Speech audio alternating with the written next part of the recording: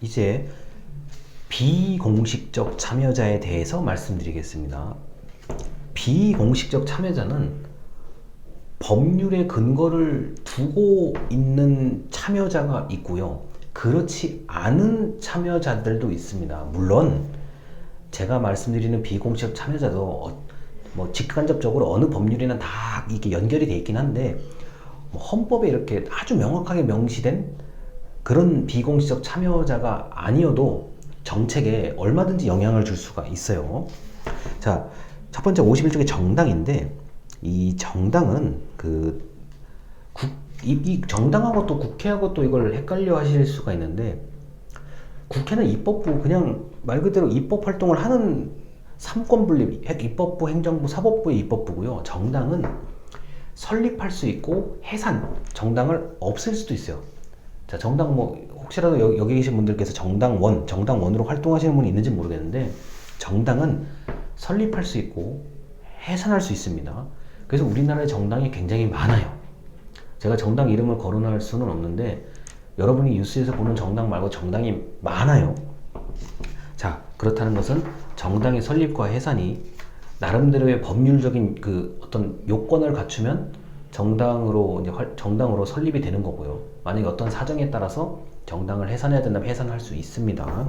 그래서 이 정당은 그런데 왜 비공식적인 정책 참여자인가?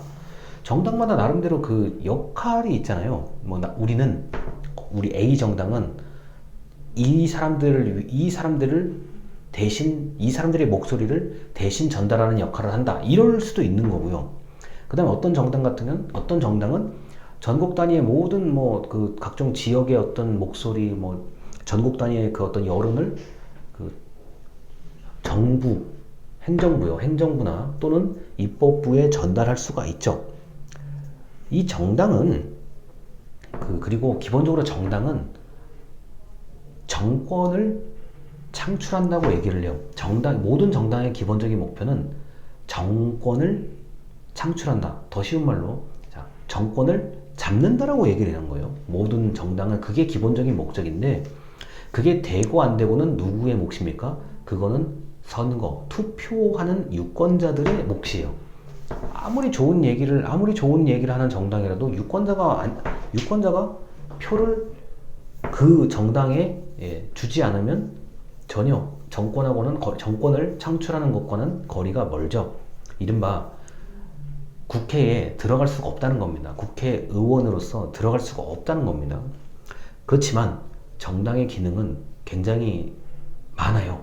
우리가 일상적인 수준에서도 정당이 하는 역할들은 결코 적지가 않습니다.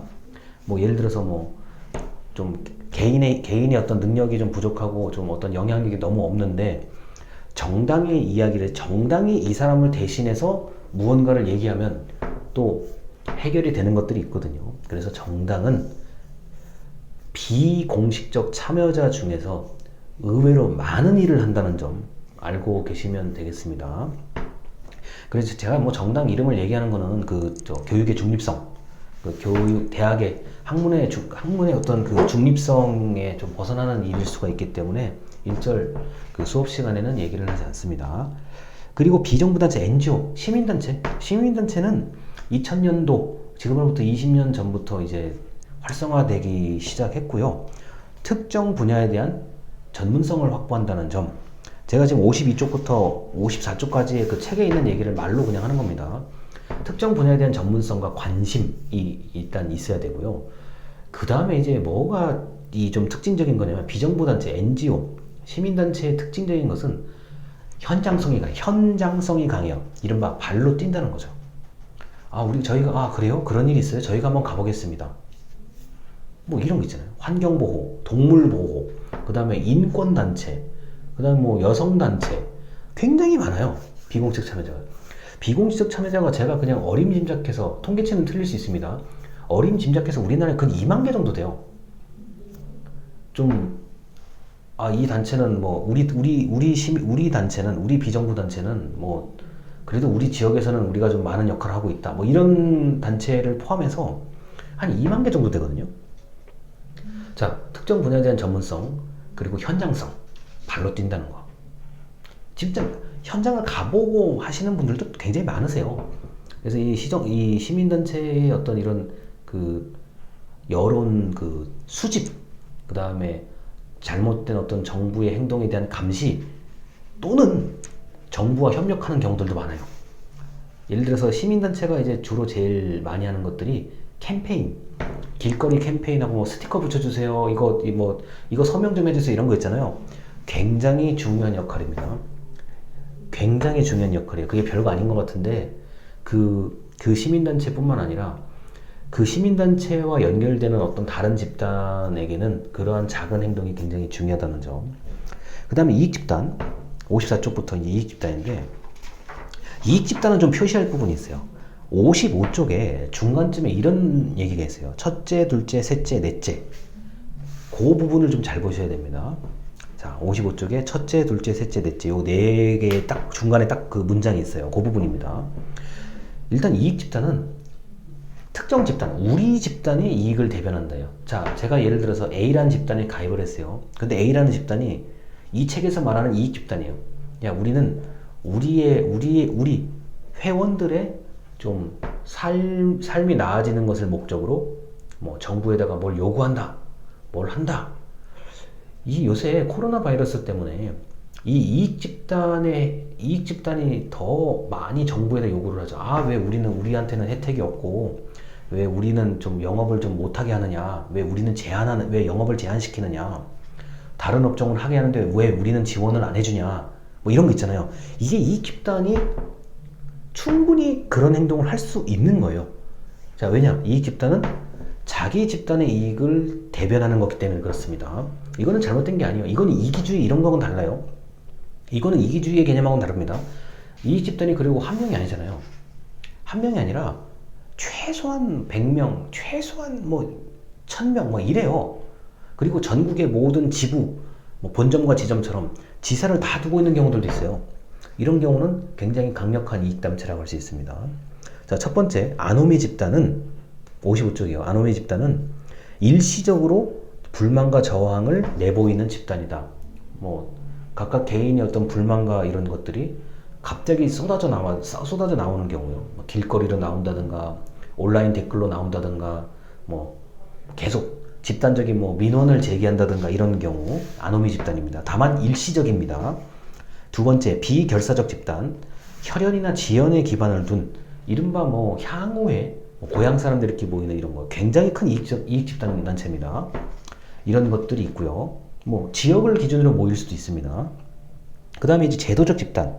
자, 제도적 집단은 그래도 어떤 특정한 분야에서 어떤 일을 하고 있는 단체들이에요.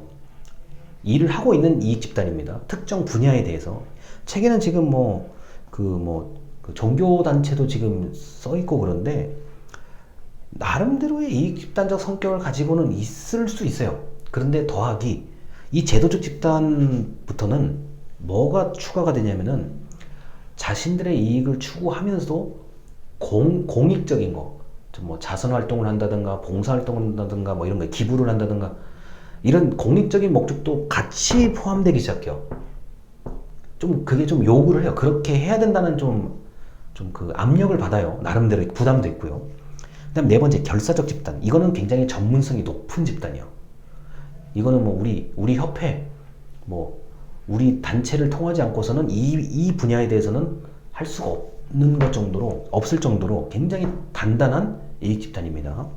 물론 결사적 집단도 그렇지만 더하기 공익적인 목적, 봉사, 자선, 뭐 지역사회, 뭐 불우이웃 돕기 등등의 역할을 좀 해야 돼요. 좀 의무적으로 해야 돼요. 자, 이게 이익 집단의 어떤 특성이라고 할 수 있겠습니다. 어렵지 않으실 거예요. 이익 집단은 네 가지다. 아노미 집단, 좀 무질서하게 개인적으로 이렇게 정말 불만 있어 한번 싸우자 막 이런 거요.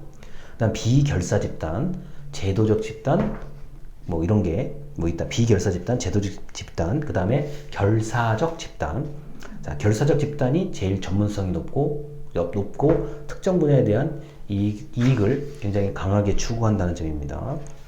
여러분 그런데 이익집단에 나중에 여러분이 가입을 할 일이 있을 건데 만약에 가입을 하시게 되시면 뭐 시민단체든지 이익집단이든지 가입을 하게 되시면 열심히 잘 활동하세요. 뭐 그 회비 저렴하거든요. 회비 되게 저렴하거든요. 회비 내고 그 모임 같은데 뭐 1년에 몇 번 안 돼요. 한 3-4번 정도 되는데 여러분이 마음이 있으면 어떤 거든지 상관없어요. 어떤 거든지 상관없으니까 가입하셔서 잘 활동하시면 뭐 많은 것들을 또 배울 수가 있습니다.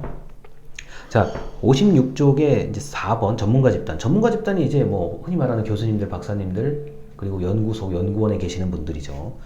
정책 자문. 저는 제가 나름대로의 뭐 전문가 집단에 그냥 요만한 사람인데, 요만큼에 해당되는 사람인데, 저보고 전문가 집단이 뭡니까? 라고 물으면, 저는 정책 자문, 모르는 거 물어보면 가르쳐 주는 거, 그 다음에 정책 건의, 제안, 또는 평가, 뭐 잘했냐 못했냐를 평가하는 이런 게 바로 전문가 집단이라고 저는 생각을 합니다.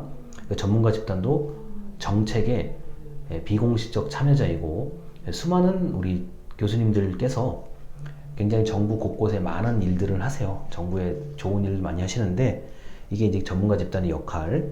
그리고 언론. 자, 언론은 이제 그 우리가 신문 방송 등으로 여론을 환기.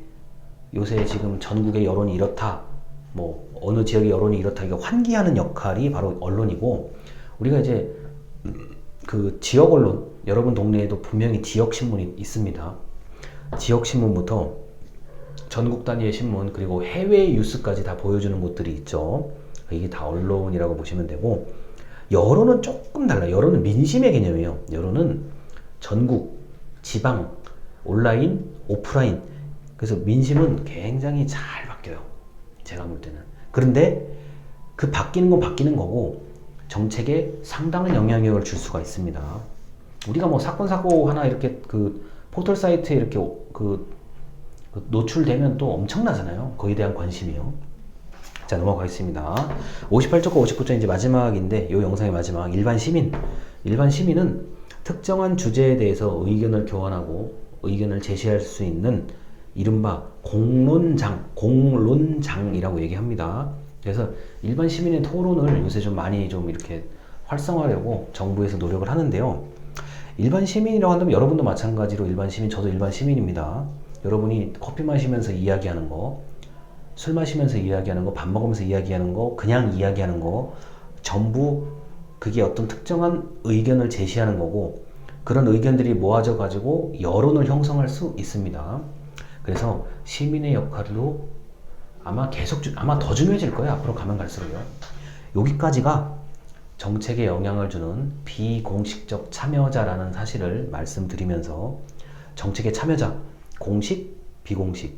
그 다음에 좀 조심해야 될 게 정당은 비공식적 참여자라는 것까지 이게 좀 주의해야 되는 부분이거든요. 여기까지 말씀을 드리고 이번 영상을 마치겠습니다. 감사합니다.